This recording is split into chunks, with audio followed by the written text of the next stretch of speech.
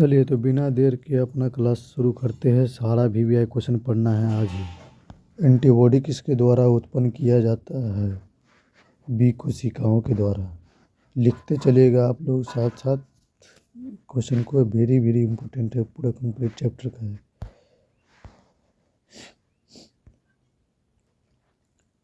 प्रतिजैविक किस पर कार्य करते हैं? प्रतिजैविक केवल जीवाणु पर कार्य करते हैं। प्रतिजैविक केवल जीवाणुओं पर कार्य करते हैं। मलेरिया का वेक्टर कौन होता है? मलेरिया का वेक्टर एनाफिलीज मच्छर होता है। मलेरिया एनाफिलीज मच्छर द्वारा फैलाया जाता है। टीकाकरण किस प्रकार की प्रतिरक्षा है? टीकाकरण कृत्रिम अर्जित प्रतिरक्षा है। टीकाकरण एक कृत्रिम रूप से प्राप्त की गई प्रतिरक्षा होता है। ये ड्रग एडिक्शन के लक्षणों में नहीं आता है। ड्रग एडिक्शन के लक्षणों में क्या नहीं आता है? तेज बुखार नहीं आता। तेज बुखार सामान्य रूप से नशे की लत से नहीं जुड़ा होता है। कैंसर की कोशिकाएं किस प्रकार विभाजित होती है? अनियत और अनियंत्रित। कैंसर कोशिकाओं में अनियंत्रित और अनियमित विभाजन होता है। टीबी किस जीवाणु से होता है? टीबी माइक्रोबैक्टीरियम ट्यूबरकुलोसिस नामक जीवाणु से होता है। माइक्रोबैक्टीरियम ट्यूबरकुलोसिस टीबी रोग का प्रमुख कारक होता है। ल्यूकेमिया किस अंग से संबंधित होता है? ल्यूकेमिया एक प्रकार का रक्त कैंसर होता है जो रक्त से संबंधित है। ल्यूकेमिया एक प्रकार का रक्त कैंसर होता है। प्रतिजैविक किस पर प्रभावी होते हैं? प्रतिजैविक या एंटीबायोटिक केवल बैक्टीरिया यानी जीवाणु पर प्रभावी होता है। प्रतिजैविक केवल जीवाणु पर प्रभावी होते हैं, विषाणु पर नहीं। मादा मच्छर द्वारा प्लाज्मोडियम मानव शरीर में कैसे पहुंचता है? रक्त चूसने से। कोई मच्छर रक्त चूसेगा तभी ना उसका प्लाज्मोडियम यानी मलेरिया फैलने का खतरा रहेगा। मादा एनाफिलीज मच्छर जब रक्त चूसती है तब प्लाज्मोडियम मानव में प्रवेश करता है।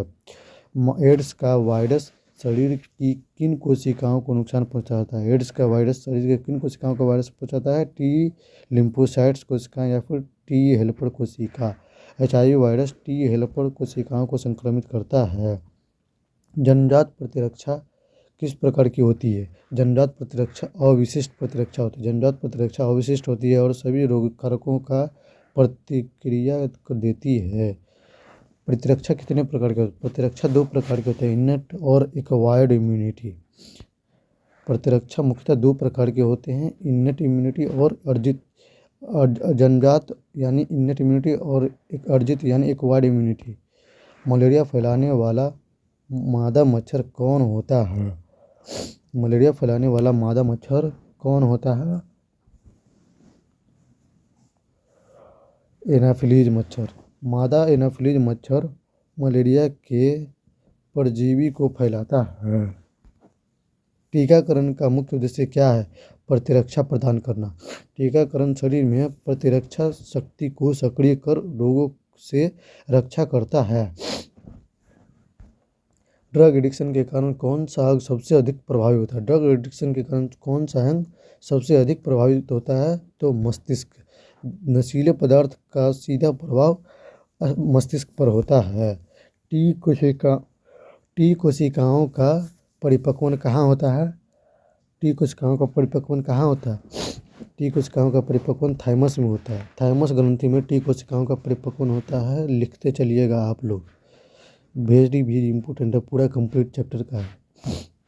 एलर्जी में कौन सा रसायन उत्सर्जित होता है? एलर्जी में कौन सा रसायन या एंजाइम उत्सर्जित होता है? हिस्टामिन। एलर्जी प्रतिक्रिया के दौरान हिस्टामिन रसायन उत्सर्जित होता है।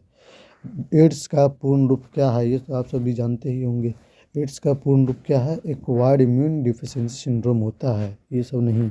Acquired immune deficiency syndrome. AIDS का पूर्ण रूप एक्वायर्ड इम्यून डिफिशिएंसी सिंड्रोम है। मैं बार बार इसलिए बोल रहा हूँ ताकि सुन के भी याद हो सके आप लोगों को।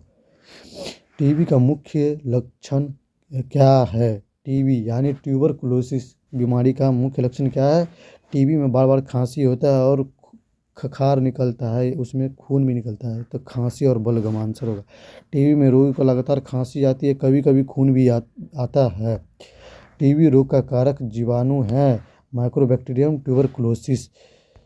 एंटीबॉडी किसके द्वारा उत्पन्न की जाती है? एंटीबॉडी यानी प्रतिरक्षा किसके द्वारा उत्पन्न की जाती है? बी कोशिका यानी बी लिम्फोसाइट कोशिकाओं के द्वारा बी कोशिकाएं एंटीबॉडी का निर्माण करती है। टीबी रोग की पुष्टि के लिए कौन सा परीक्षण किया जाता है? टीबी रोग की पुष्टि के लिए कौन सा परीक्षण किया जाता है? मैनटॉक्स। मैनटॉक्स परीक्षण से टीबी संक्रमण की पुष्टि की जाती है। कैंसर कोशिकाओं की कौन सी विशेषता होती है? अनियंत्रित विभाजन। कैंसर कोशिकाएं अनियंत्रित रूप से कैंसर कोशिकाएं अनियंत्रित रूप से विभाजित होती रहती है।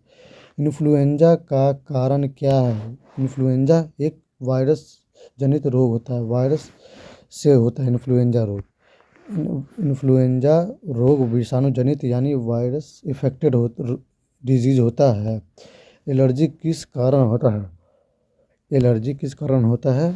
अत्यधिक एंटीबॉडी प्रतिक्रिया के कारण। कोई भी चीज़ से हमारे शरीर में सबसे ज़्यादा या फिर ज़रूरत से ज़्यादा लेने पर एलर्जी होने लगता है, अत्यधिक एंटीबॉडी प्रतिक्रिया के कारण। एलर्जी शरीर की अति संवेदनशील प्रतिरक्षा प्रतिक्रिया के कारण होती है। एंटीजन क्या होता है? एंटीजन एक विदेशी पदार्थ है जो प्रतिरक्षा प्रतिक्रिया को उत्प्रेरित करता है। एंटीजन कोई भी विदेशी पदार्थ है जो शरीर में प्रतिरक्षा प्रतिक्रिया उत्पन्न करता है। एंटीबॉडी शरीर में किसे पहचानती है? एंटीबॉडी शरीर में किसे पहचानती है? एंटीबॉडी शरीर में एंटीजन को पहचानती है। एंटीबॉडी शरीर में घुसे एंटीजन को पहचान कर उन्हें निष्क्रिय करती है। कैंसर की पहचान के लिए कौन सा परीक्षण किया जाता है? कैंसर का पहचान के लिए BIOPSY बायोप्सी का उपयोग। बायोप्सी विधि। बायोप्सी में ऊतक का नमूना लेकर जांच की जाती है जिससे कैंसर का पता चलता है। समझ गए? अगला क्वेश्चन, मलेरिया से ग्रसित व्यक्ति के खून में किस अवस्था का प्लाज्मोडियम पाया जाता है? मलेरिया से ग्रसित व्यक्ति के खून में किस अवस्था का प्लाज्मोडियम पाया जाता है? मेरोजाइट। मानव शरीर में प्लाज्मोडियम मेरोजाइट अवस्था में रक्त में पाया जाता है। मलेरिया का कारक परजीवी कौन है? मलेरिया का कारक परजीवी कौन है? यानी मलेरिया किससे फैलता है? प्लाज्मोडियम से। मलेरिया रोग प्लाज्मोडियम नामक परजीवी से होता है। प्रतिरक्षा प्रणाली का अंग कौन है? प्रतिरक्षा प्रणाली का अंग कौन है? यकृत, अग्नाशय, थाइमस ग्रंथि, गुर्दा। थाइमस ग्रंथि। थाइमस ग्रंथि में टी कोशिकाओं का परिपक्वन होता है जो प्रतिरक्षा में सहायक होती है। मलेरिया को रोकने का सबसे प्रभावी उपाय क्या है? मच्छर का नियंत्रण।